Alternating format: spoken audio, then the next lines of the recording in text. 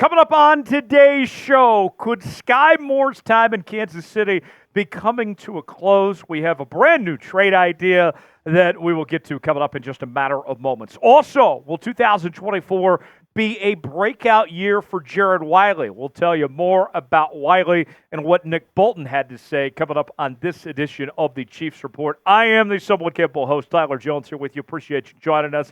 All month long, we are doing a sub-battle with our fellow AFC West channels here at Chat Sports, and you can see the Raiders report with a slight lead at 110 new subs. Chiefs report, we're a little bit behind at 107. Broncos all the way back at 62 new subs. For the latest happenings on your Kansas City Chiefs all off-season long, subscribe now for free. Show out why we have the best fans, not just in the division, but the rest of the league. Subscribe now and we'll get started with today's show.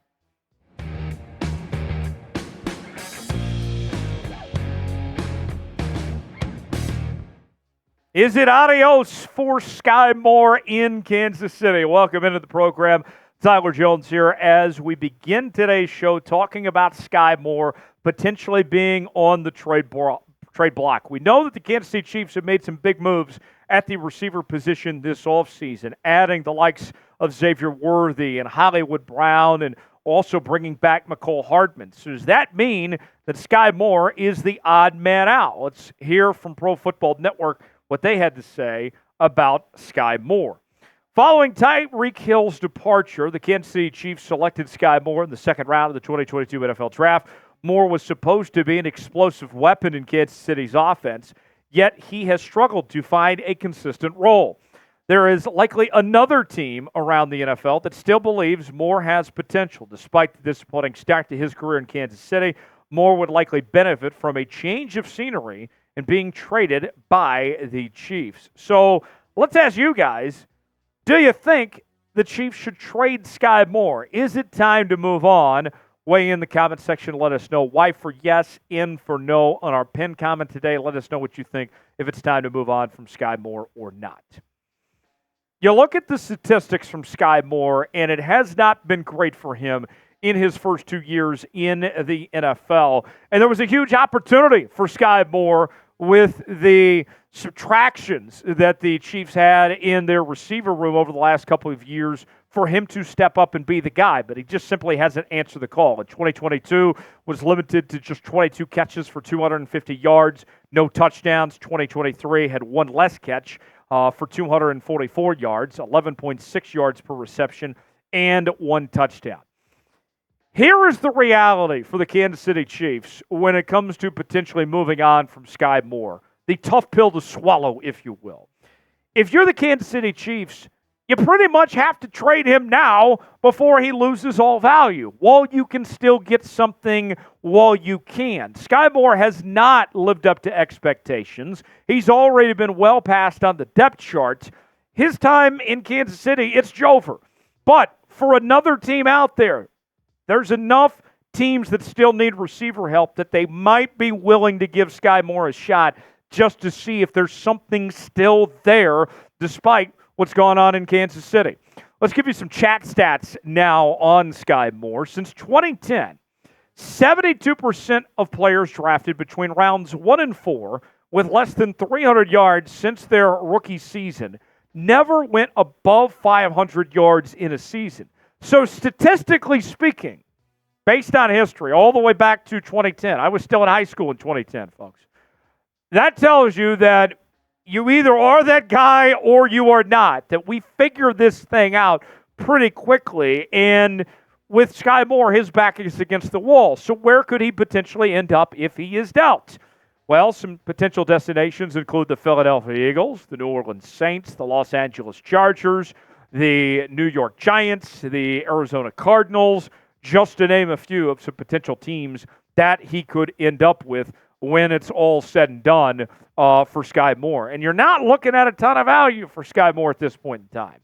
A potential trade, if you're the Kansas City Chiefs, you just pretty much have to get what you can get and not throw a fit, as my mom used to tell me growing up, right? You get a 6th-round pick, and you give up Skyy Moore, and you give up a 7th-round pick. So you're upgrading your 7th-round pick one position for a guy that is a borderline roster player. I know it's not ideal. It sucks. if you're the Kansas City Chiefs, considering you used a second-round pick on this guy, but it's better to get something now while you still can before you potentially cut him here in a few weeks. So let's ask you, would you make this trade? Y for yes, N for no. Should the Kansas City Chiefs move on from Skyy Moore and take what they can get right here? Weigh in and let us know in the comments section below. I think that the jury is out on Skyy, unfortunately. And what sucks is about Skyy Moore is that this was an opportunity, right? This was a guy that was in a circumstance where he had everything in front of him, had every chance to succeed. He struggled to stay healthy, and even when he's been on the football field, he struggled to be consistent. But you know what? Brett Veach has done such a terrific job. You're not going to bat 1,000 every time. That's just the reality of it, the nature of this business, that sometimes you're going to make a mistake. And for the Chiefs, that's just what they have to live with here, that it didn't work out, but fortunately, you have other options here. You still got 2 Super Bowls while Skyy Moore was employed. I would say it worked out okay. For the latest happenings in your Kansas City Chiefs all offseason long, you got to subscribe to the channels. We're bringing you our daily coverage, and we got some exciting stuff ahead here in the future in the channel. Some live shows, some watch parties coming up anytime there's breaking news. If Skyy Moore gets traded, we're going to bring you a video as quick as we can. Subscribe now for free, youtube.com/ChiefsTV. Never miss a moment, and you'll be glad you did. Do the Kansas City Chiefs already have their potential long-term replacement for Travis Kelce in the one and only Jared Wiley out of TCU? That is the question that is being asked in the Chiefs' kingdom, as Jared Wiley has already impressed in his short time in Kansas City to this point. And when the defense is talking about you, when guys that you're going up against every day have something positive to say, that's a very good sign. And that was the case with Nick Bolton, who said this about Jared Wiley recently. The tight end we got, Jared Wiley, looks like a great red zone target. He's a great route runner that already understands spacing. That's impressive considering he's yet to play a game in this league. He understands concepts and finds ways to get open. He's in the right place at the right time and understands how to dominate his leverage. He's legit almost 6'8". Once you get the ball in his vicinity, he's going to come down with it. And if you're the Kansas City Chiefs, I think what you look at with Jared Wiley is that he's a guy that should contribute and contribute fast for this Chiefs team. They've gone through the, rotation, if you will, of backup tight ends over the years, right? Blake Bell has been in Kansas City in and out, it feels like, for like a decade now, right? And he was that guy. There's been several others. And you look at just by the numbers here of what Big Red has done with the tight end position to kind of give you perspective. Last season, the Chiefs ran 12 personnel, a total of 27% of their offensive snaps.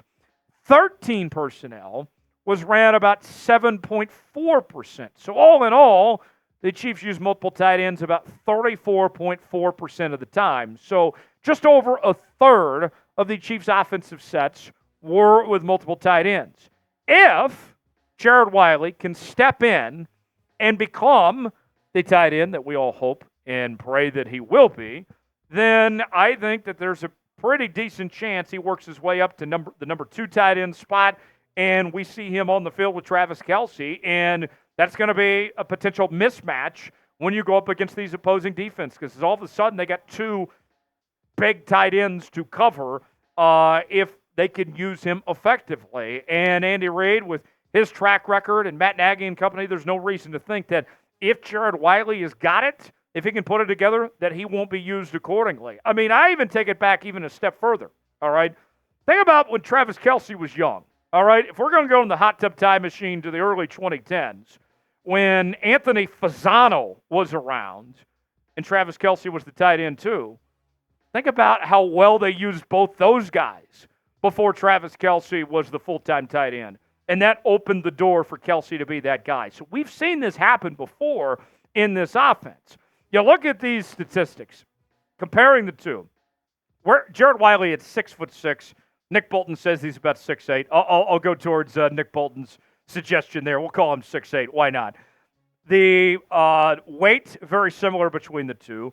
Arm length, very similar. Hands, very similar. I'm not going to sit here and call him Travis Kelce just yet, but I got to tell you, I like what I'm seeing. As much as we hate to admit it, the reality is that Travis Kelce won't be playing forever. Eventually, he's got to continue his love story with Travis Kelce and do TV with his brother on ESPN. And, he's got a whole life after football, right? It's good to be Travis Kelce. Even when he's done playing football, he's not going away, right? And if you're the Kansas City Chiefs, one thing that Brett Veach has always done a good job is play chess while everyone else is playing checkers. You got to think about your long-term replacement. And Jared Wiley just might be that guy. Here's the fact when it comes to Kelce. He's 12 years into the league. He has taken a lot of hits, a lot of beating over the years, right? 159 games, 907 receptions at 34 years old. He's been through a lot. And compare him to the oldest tight ends in the league, then it's pretty obvious he ain't no spring chicken anymore, folks. Mercedes Lewis is 39. He's going to be applying for AARPs pretty soon. Jimmy Graham is 37 at this point. I feel like Jimmy Graham hasn't been relevant in 5 years. Oh, and then there's our guy Travis here, still holding strong at 34. Zach Ertz, he's irrelevant now. Logan Thomas, meh.